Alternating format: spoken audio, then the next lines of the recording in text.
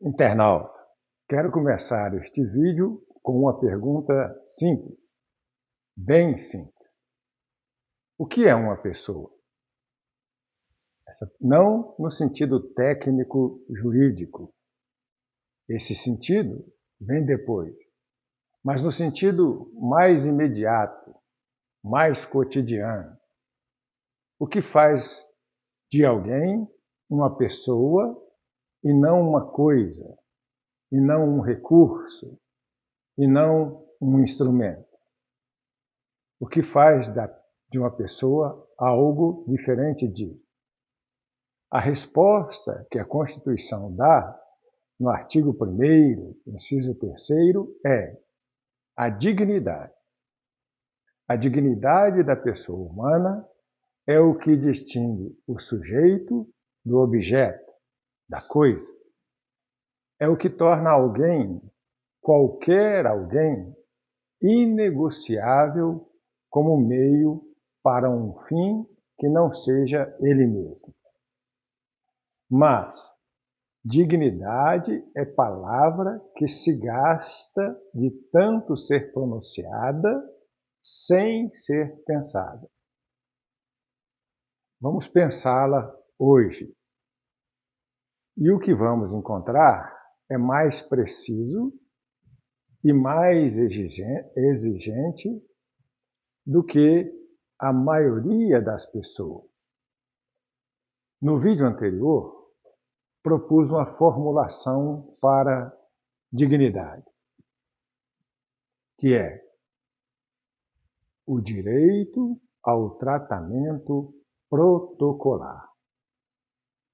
E o que significa isso? Significa que, sem a permissão do indivíduo, de um indivíduo, qualquer relação com ele depende de uma abordagem regrada. Uma abordagem regrada pela norma e não pelo arbítrio de quem tem mais poder, ou mais dinheiro, ou mais posição social, digamos assim. O tratamento protocolar não é formalidade burocrática. O tratamento protocolar é a garantia de que o outro não pode ser abordado como coisa, despido de direito, ou como recurso disponível, ou como meio conveniente, ou como obstáculo a ser removido. Essa formulação a respeito do protocolo já é precisa, mas ela está incompleta, porque ela descreve como a dignidade opera, por meio do protocolo, mas sem explicar por que a dignidade é universal. Por que vale para todos, sem exceção, sem gradação, sem ser condicional? E é aí que entra, então, o segundo elemento da pessoa, a reciprocidade. Reciprocidade aqui, no sentido que propõe, não é reciprocidade contratual. Não é te respeito porque você me respeita. E pararei de te respeitar se vier a parar de me respeitar. Não é isso. É uma outra coisa. É reciprocidade ontológica. Reciprocidade derivada do ser e não de um acordo. E o argumento é este. Uma pessoa é sempre igual a uma outra pessoa como pessoa. Não igual em talento, não igual em riqueza, não igual em força ou em inteligência. Igual como pessoa. A igualdade que a dignidade protege não é igualdade de atributos, é uma igualdade de categoria. Toda pessoa pertence à mesma categoria, pessoa. E pertencer a essa categoria, à mesma categoria, significa que o que vale para uma pessoa vale para todos. E isso tem uma consequência lógica que raramente se explicita, que é a dignidade de qualquer pessoa, a dignidade de qualquer pessoa é condição da dignidade de todas as demais pessoas. E isso não por generosidade, isso por definição. Quando reconheço a dignidade do outro, quando faço isso, não estou fazendo um favor. Eu estou nisso reconhecendo uma estrutura que me protege. Eu estou reconhecendo a estrutura que me protege.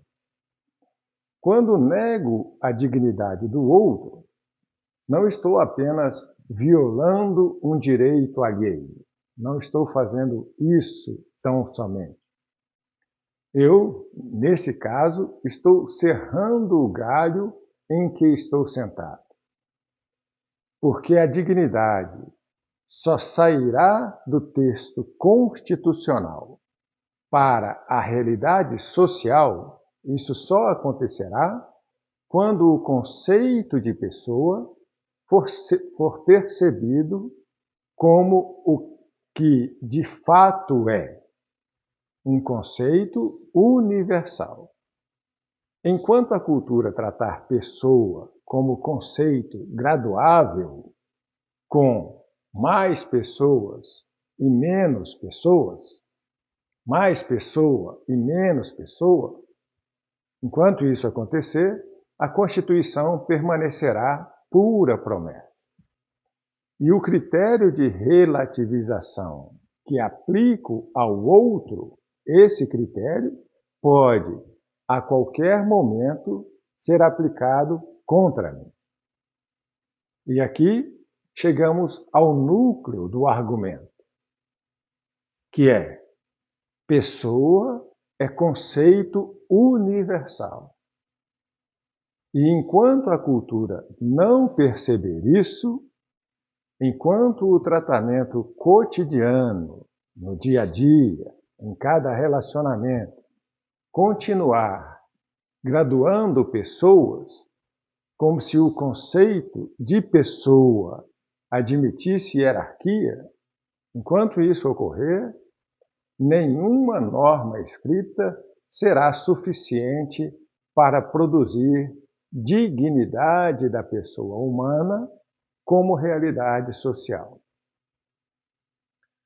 Internauta, não é possível relativizar o conceito de pessoa sem que essa relativização afete imediatamente todo o universo para o qual o conceito se aplica, isto é, sem que afete a todos nós. Vou te dar, internauta, um exemplo concreto. Nem tanto, mas um exemplo. Quando alguém diz implícita ou explicitamente que certos indivíduos têm menos dignidade, seja por sua cor, seja por sua origem, seja por sua condição econômico-social, seja por seu grau de instrução, não está apenas discriminando aquele grupo específico ou aquela pessoa especificamente. Está introduzindo no conceito de pessoa uma variável que acaba com esse conceito. Me desculpe. Porque se pessoa admite grau, Se há pessoas mais pessoa e pessoas menos pessoa, então a palavra deixa de funcionar como proteção universal e passa a funcionar como distinção de elite. E distinção de elite é exatamente o oposto do que a dignidade constitucional estabelece. Relativizar uma pessoa é relativizar todas as pessoas. Quem introduz graus no conceito de pessoa, quem faz isso, trabalha contra si mesma, mesmo que ainda disso não saia. É por isso que estas duas frases bem conhecidas no Brasil são tão reveladoras. Quem você pensa que é? E a outra frase. Você sabe com quem você está falando? Essas duas frases pressupõem que pessoa admite grau. A primeira diminuindo, a segunda amplificando. Mas essas duas frases operam sobre a mesma premissa inconstitucional, que é que há pessoas que valem mais como pessoa. O que tudo isso tem a ver com autoordenação? Tem tudo a ver. Porque a autoordenação que este canal propõe, essa autoordenação não começa pela exigência externa. Não começa por cobrar do Estado, não começa por cobrar do governo ou cobrar das instituições. Não. Começa pelo reconhecimento interno. O reconhecimento de que sou pessoa, com toda a dignidade que o conceito implica. E que, sendo eu pessoa, todo outro ser humano é igualmente pessoa, com a mesma dignidade, pela mesma lógica, sem exceção. Todas as pessoas são pessoa. Esse reconhecimento, quando genuíno, muda a postura. E não é por virtude. Já dissemos que não é questão de virtude. Muda a postura por coerência e dedução lógica. O indivíduo que internalizou a reciprocidade ontológica não é mais capaz de tratar o outro como recurso sem perceber que está violando o fundamento que não só protege o outro, mas que o protege. E não consegue mais aceitar ser tratado como recurso sem reconhecer que é exatamente isso que a Constituição proíbe no fundamento dignidade da pessoa humana.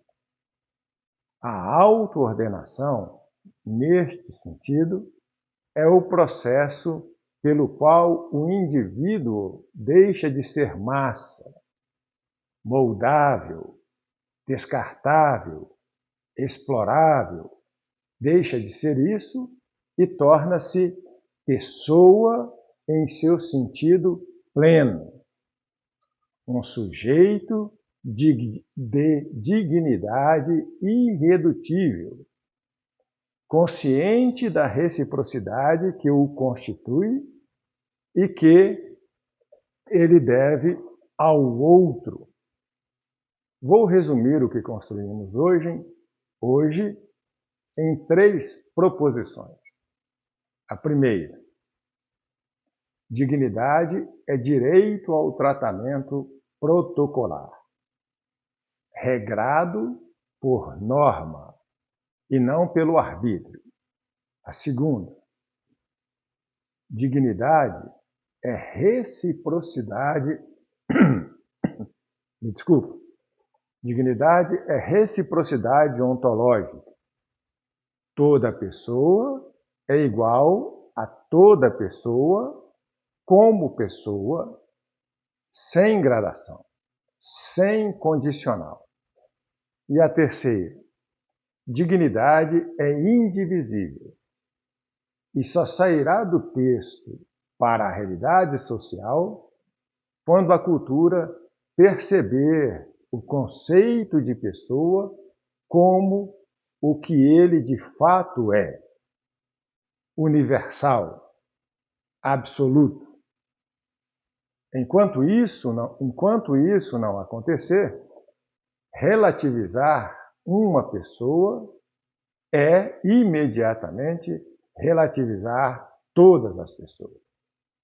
E a Constituição permanece, então, promessa, porque a categoria vazia de pessoa deixou de ser padrão, régua, pela qual se mede a distância entre o ser e o dever ser. Essas três proposições estão contidas no artigo 1º, inciso 3º da Constituição Federal. Não como texto explícito, como implicação necessária. E é precisamente por serem implicações necessárias que dependem da cultura para se realizarem. A norma não basta. O cidadão que percebe a norma e a exige é indispensável. O cidadão que compreende isso não espera que o Estado realize a dignidade. Não é dever do Estado. Começa por realizá-la no modo como trata, no modo como exige ser tratado, no modo como avalia cada acordo, cada política e cada instituição. A dignidade deixa de ser ornamento constitucional. No dia em que o cidadão a reconhece como estrutura que o constitui e começa a recusar tudo o que a viola. Internauta, no próximo vídeo trataremos do inciso 4º do artigo 1º, dos valores sociais do trabalho e da livre iniciativa. E iremos constituir as bases para se compreender a razão de ser do artigo 3º, o que significa, por exemplo, dizer que erradicar a pobreza não é generosidade do Estado, é obrigação constitucional. E é uma obrigação constitucional inadimplida há 38 anos. Um grande abraço e até o próximo vídeo.